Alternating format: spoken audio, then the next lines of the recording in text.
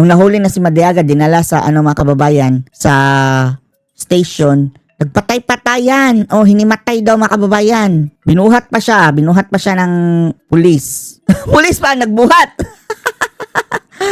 Wow, Madriaga, ano ka? Baklang-bakla ka, dramatization to the max. Madriaga. O, eto yun ha. Eto yun mga kababayan na video. Lumang video na hinimatay si Madriaga mga kababayan. Grabe. Dati palang mga kababayan pala best actor na ito si Madriaga. Sa pares, nitong July 13, 2023, ng PNP AKG ang hideout ng mga Madriaga. Hideout ng mga Madriaga ha. Sa Rizal. Makarating sa Rizal, hindi na sila nakapalag. Isa-isa ng inaresto. Hindi na makapalag. Ang suspect na sina Ramil Madriaga. Si Ramil Madriaga na aresto. Habang pinoproseso sila sa opisina ng PNP, si Madriaga biglang hinimatay. Si Madriaga biglang hinimatay. Bravo.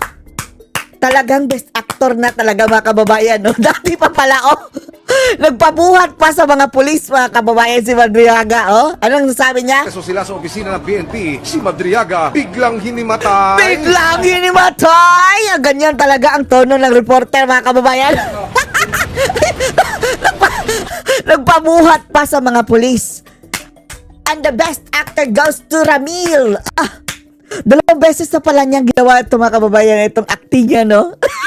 Sa bisa ng search warrant, madaling araw ng July, Ay, nako, biglang hinimatay. si Madriaga biglang hinimatay. Ay, nako. Tapos, bakit tiniklaim siya na right hand daw siya ni Digong? Tapos, magpapaareglo siya kay Sara Duterte. Sara Duterte, kung nagpapaariglo ka sa mga krimen na kinasasangkutan mo at gumagawa ka ng krimen para ikaw ay gawin mo itong profesyon mo, Ma'am Lorraine, kagaya ni Madriaga. Kwento ang Alam mo ginagawa. ba kung ano ang kwento sa akin, no? Anong JMP na asset natin, malaki ang personal na galit nito kay Harry Roque.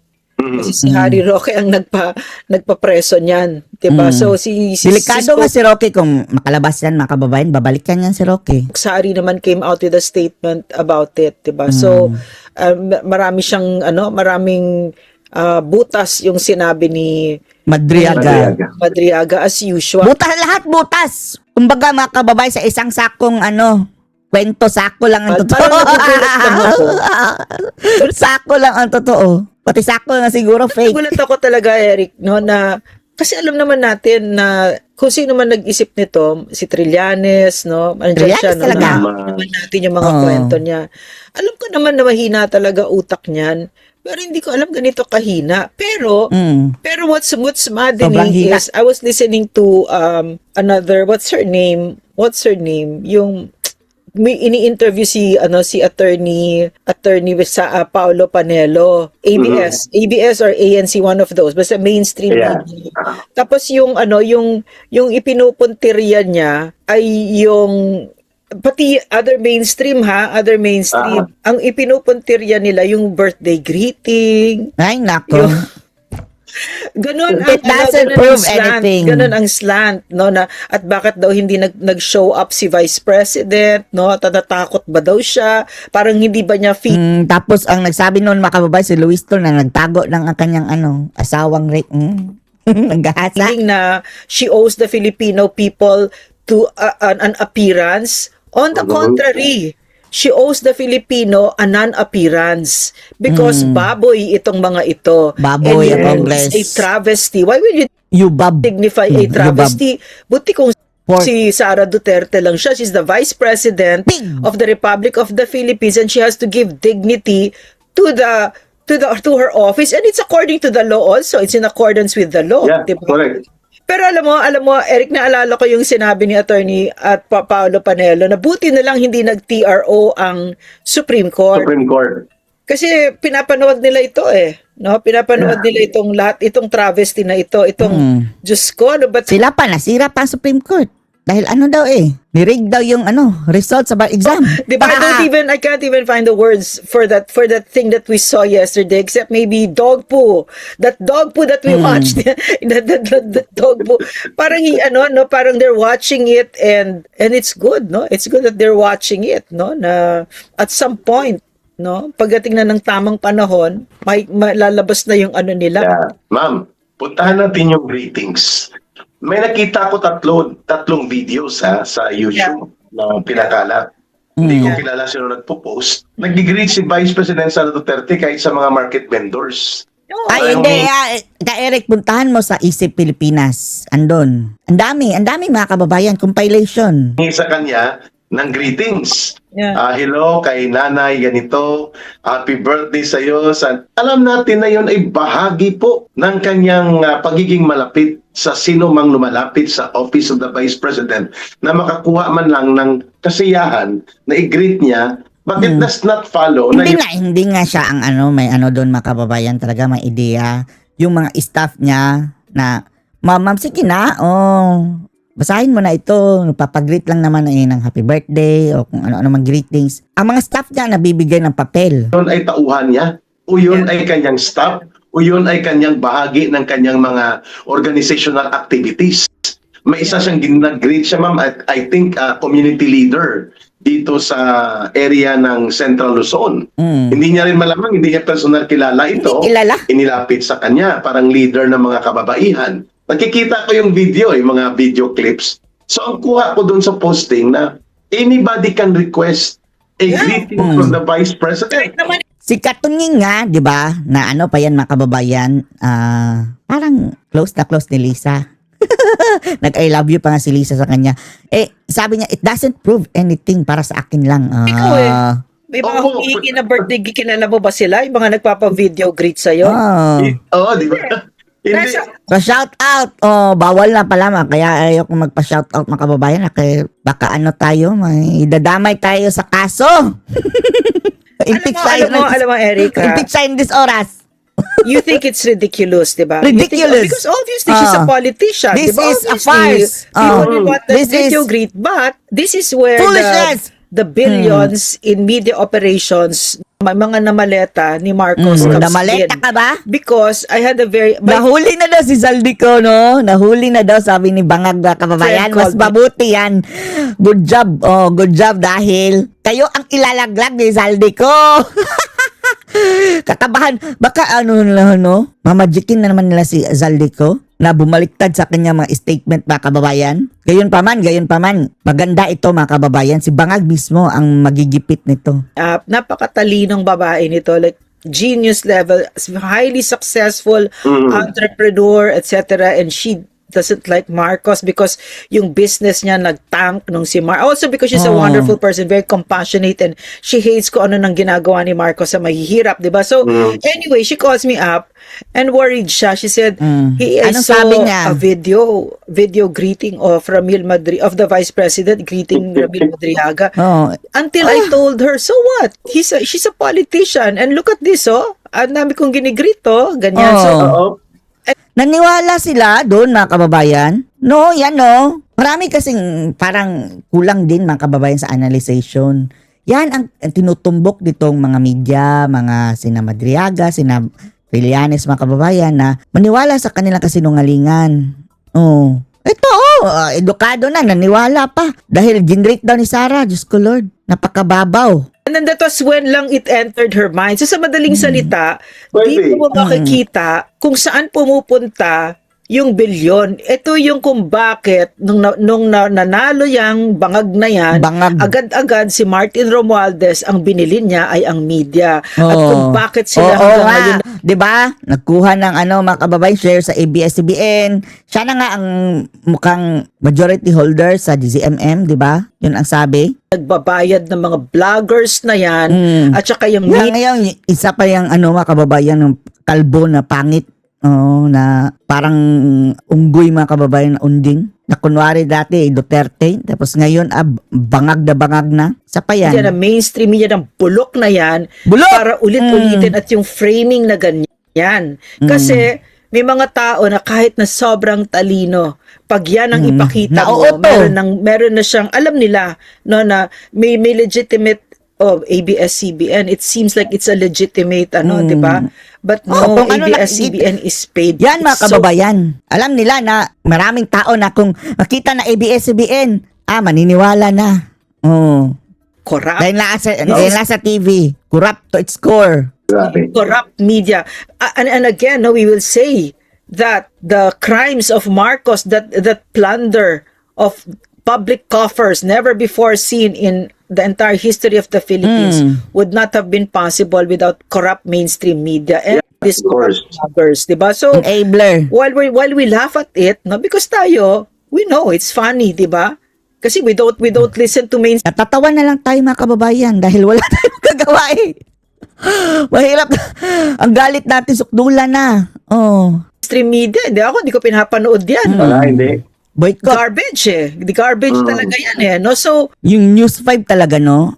Kung dati ang worst ang ABS-CBN, ngayon ang News 5 mga kababayan. but there are people who you'd like to win over to your side that listen to that, 'di ba? So alam 'yan. So we have to ang tingin ko doon, Eric, ito yung halaga ng social media na mas malakas dapat ang boses natin sa pagsabi ng katotohanan at magtsatsaga talaga kayo. Kasi tinitake natin for granted, no? Pinagtatawanan natin, birthday greet daw, close na sila ni VP. But there are some people na hindi ganun mag-isip. No? So, Of course, tama we have po, to be ma'am. very patient and Naniniwala. explain. Okay. Pati yung confidential fund, ay, ang daming mga bulok mga kababayan na nakukonvince. Tragis. Kung nakukonvince kayo dahil dyan sa confidential fund, sa kanilang paniniwala, tapos nabuisit ang buhay ninyo, deserve nyo yan. Wala kayong mga common sense, mga inutil na yan. Right. At napagtanto ko rin yan, Ma'am Lorraine, no? Tayo, ma'am, aminin man natin o sa hindi, tayong dalawa, to a certain degree, I considered po tayo na public figure, celebrity. Yun po ang tawag niya. Akala ko kung celebrity Huwag artista. naman celebrity, ayoko ng Pero celebrity. sa court, ma'am, yun pala talaga ang Siguro kategory niyan. Oo, public sa definition ng court, Oh, public figure. Talaga. pwede kang i-consider as a celebrity or public Celebrity. figure. Sinabi sa court. Sa court, ma'am, oo. Sa hearing natin. Akala ko sabi ko, Attorney Marlon, Attorney Mark, ang celebrity, dapat artista. No. When you are a public figure, you are considered in the legal parlance a celebrity. Ganun ba? Oo, sa korte tanggap yan. So kaya pala ma'am, tayong mga public figure, like, Oh, artista ka na! aminin natin na sa hindi ma'am, nakaka-apekto tayo sa opinion ng mga tao, may mga naniniwala sa atin, may kumakalaban sa atin. So when I went to Hong Kong sa Overseas Filipino Workers na pagtitipon sa pag-celebrate ng kaarawan ni Pangulong Duterte, ang daming mga manggagawang Pilipino kababayan natin, ma'am, na nagsasabi na Eric, pwede mo bang i-greet ang tatay ko? Kasi nanonood siya sa program Delikado. ninyo. Baka si Madriaga. Sino sige, great yung tatay mo. Sino tatay mo? Ramil Madriaga. Birthday kasi niya bukas. Siyempre, magpapaunlak ka. Hi, Tatay Poldo, dyan sa may mas... Shout out kay Ramil Madriaga. Wala na. Siyempre, hindi ko kilala si Disgrasya ka. Tatay Poldo. Pero ang lumapit sa akin, yung kanyang anak na nandun sa OFW gatherings. Kaya nang binanggit mo yan the other day sa discussion natin, ma'am, yung paggamit ng media, ng mainstream big media corporation na ginagamit ng mga oligarko kasabwat si Marcos at si Romualdez at pinupunduhan sila yung anggulo na hindi mo kilala si Madriaga pero nag-greet ka sa kanyang birthday greetings. Ito yung paliwanag. Hindi ko rin kilala si Tatay Puldo at ilang Tatay Puldo at Nanay Ma. Ano nga ba sabi ni Torre, mga kababayan, yung asawa niya? Paldo daw. Umamin ang asawa niya na paldong-paldo sila. Ang inilapit sa amin ni Ma'am Noreen para i-greet sa birthday nila o sa piyesta nila. Tsaka biro mo, Eric, ha? Kami nga pinagtsatsagaan kami ng tao, Opo. di ba? Sino ba naman kami? Si Correct. VP, How much di ba? more si VP? At saka I've been with her non-stop. Non-stop talaga yung kailangan tumayo siya dyan. Ilang Picture. oras siya nakatayo. Oo. Malay mo, may kung kababayan, mga kriminal na napapicture sa kanya. Oh, gagamitin na naman. Dyan at nagbe-birthday greet lang. Ganon. Opo. So nothing is Hindi nga tinanggap yung si Dilima, mga kababayan, at si Kerwin, di ba? Nagpa-picture sila na close ang mga demonyo. Oh, tapos ngayon si Madriaga, sabi ni Dilima, wala na, ito na. extraordinary about that. Kapal na mukha. Ginawa ko Oh, ito ng kapal na media mukha. as a spin. Tama ba ma'am ang term sa communication? Spin. Oh. Bayan, No, may ginaga- maleta eh. Media, Oo. media spin. Tapos, sasabihin nila, kita mo, kilala talaga ni Madriaga at naglingkod talaga siya kay Vice President Sara Duterte dahil nagbigay pa ng greeting sa kanya. Pwede rin mangyari sa amin ni Ma'am Lorraine na gagamitin yung mga videos na yun. Those are the dangers of being embraced. Pero hindi yan sa korte, mga kababayan. Sa mga buhaya lang yan umubra. a lot of different sectors in the advocacy na iyong ginagawa, pero that goes with the territory. Pwede kang ma-expose talaga, pero it does not follow na ginamit mo yung tao dahil close kayo, nagbigay ka ng birthday greetings o fiesta greetings sa lugar nila, tauhan mo na siya kapag inakusahan Eric, ka. itanong ako, what's a sign of closeness? Closeness, ma'am? Yung Yeah, what's closeness, yung talagang may established facts. Mutual mga kababayan na aaminin nyo na close kayo. Oh. Hindi lang yung isa yung nagsasabi.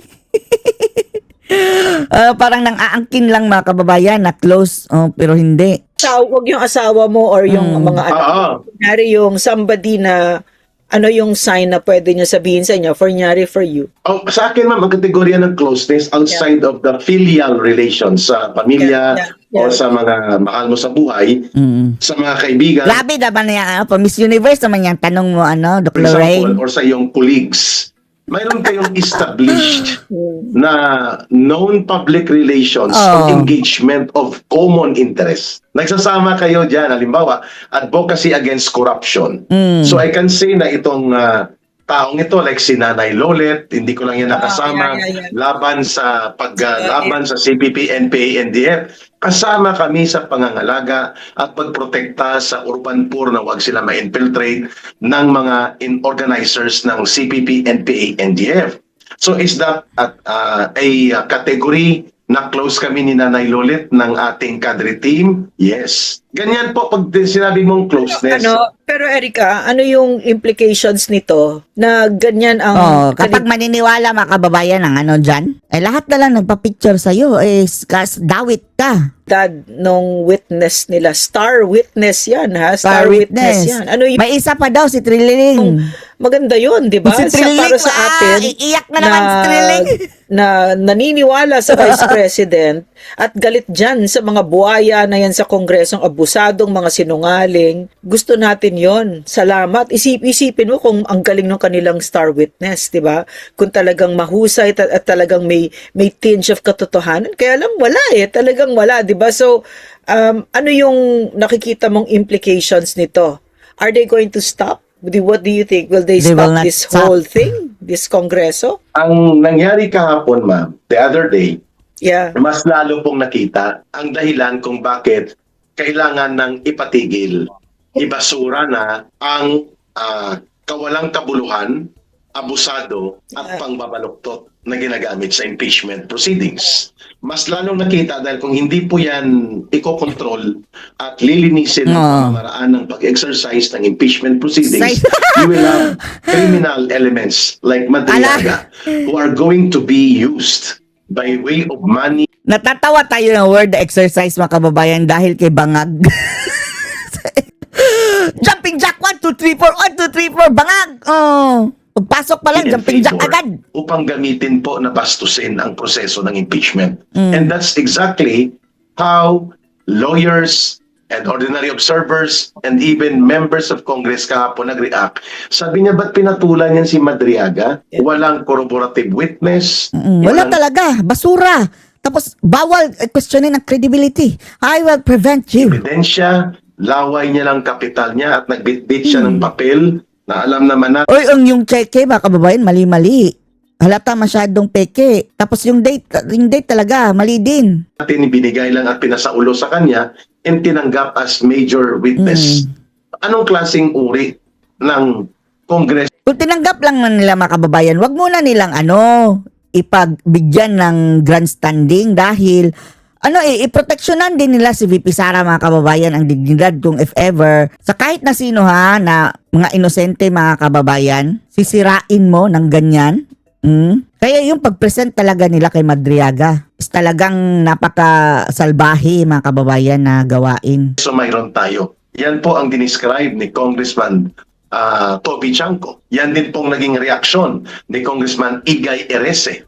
Marami pong nag-react. Ano ito? Kahit sino na lang pala pulutin mo, kahit nakakulong, detenido, para lamang gumawa ng kasiraan Trillanes, ng tinatarget mong ipa-impeach. Si Trillanes Hindi ba kasi yun yan mga na kababayan. maging kalakaran dito sa Kongreso at sa tinatawag na the sanctity of the doctrine and mechanism of impeachment na parang binabastos na talaga. So that's the value of Madriaga.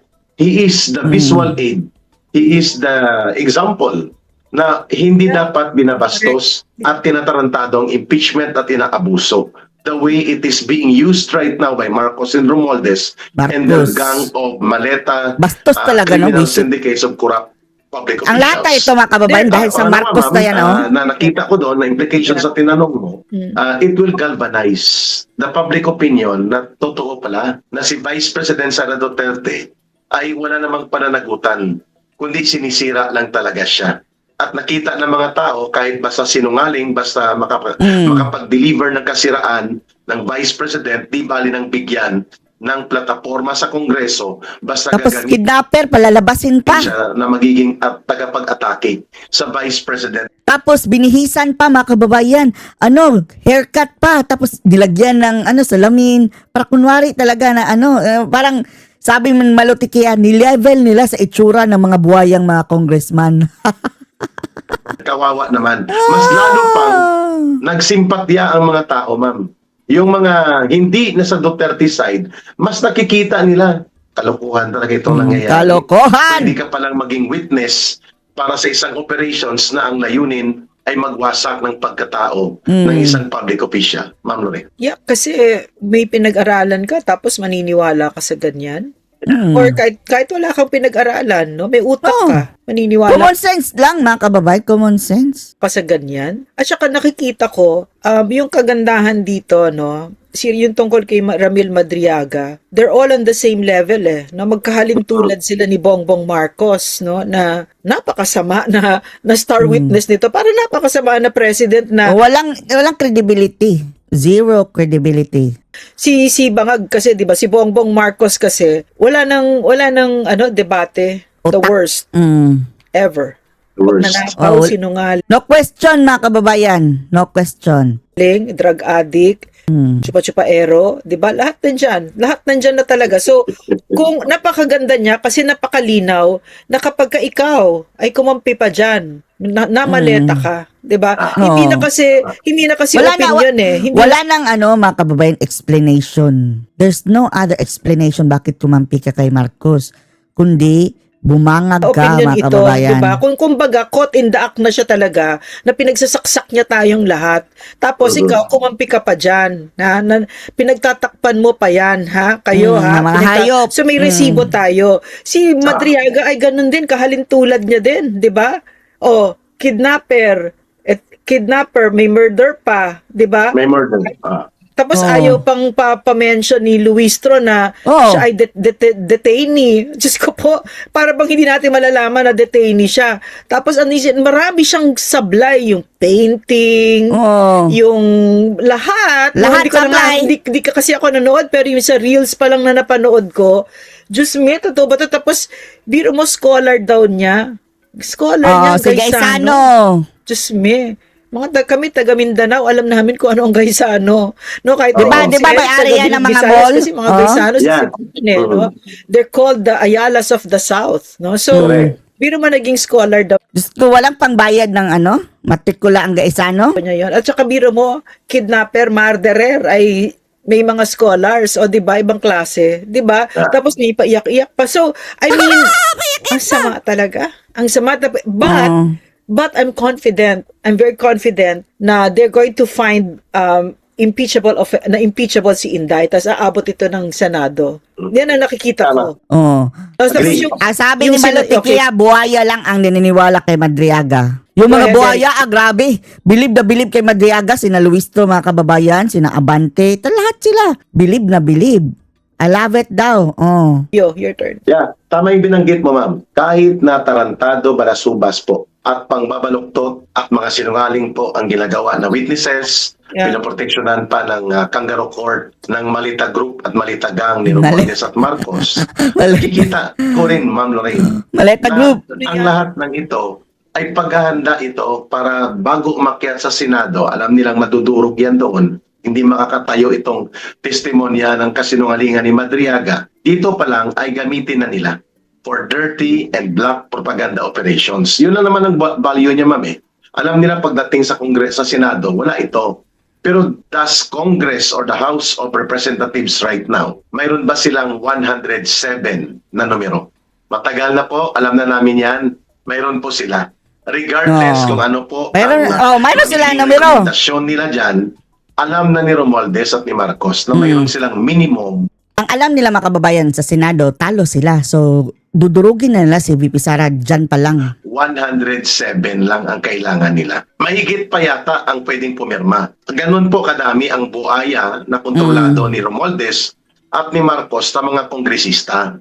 So pag nakuha po nila yan, kahit ano pa ang debate na mangyayari, iakyat nila yan doon sa Senado. Pero it's a different thing kung ganyan din po ba ang mangyayari sa Senado. Papayagan ba ang katarantaduhan at Tarantado! kagaguhan ng mga sinasabi ni Madriaga? Hindi ganun kadali po yun.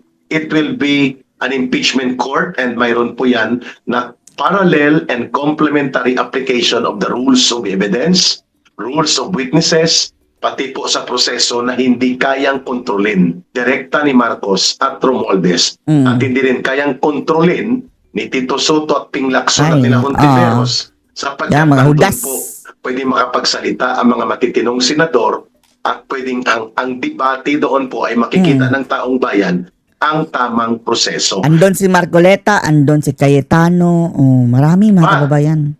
Kapag inakyat sa Senado po, ang operations ng House of Representatives will no longer be to convict Sara Duterte. Yung operations po nila mga kababayan, Ma'am Lorraine, Demolish. will only be to hold on. Tapos sabay mga kababayan, sabay palabas ng result na,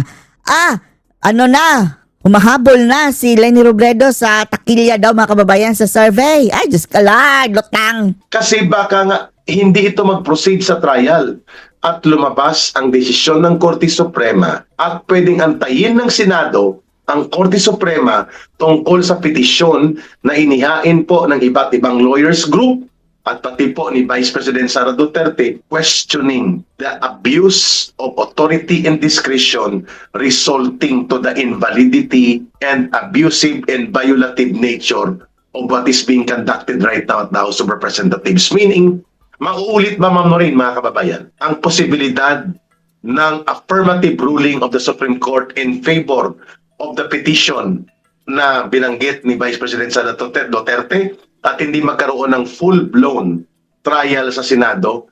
Malaki po ang possibility na mangyari, Ma'am Noreen, kasi sabi nga ni Atty. Levy Baligod, pwedeng nakikita na yan ng mga maestrado at sila ay inahayaan nila mag-unfold ito para mas ma-establish po ang grounds of nullification and invalidation sa katarantaduhang ginagawa sa House of Representatives.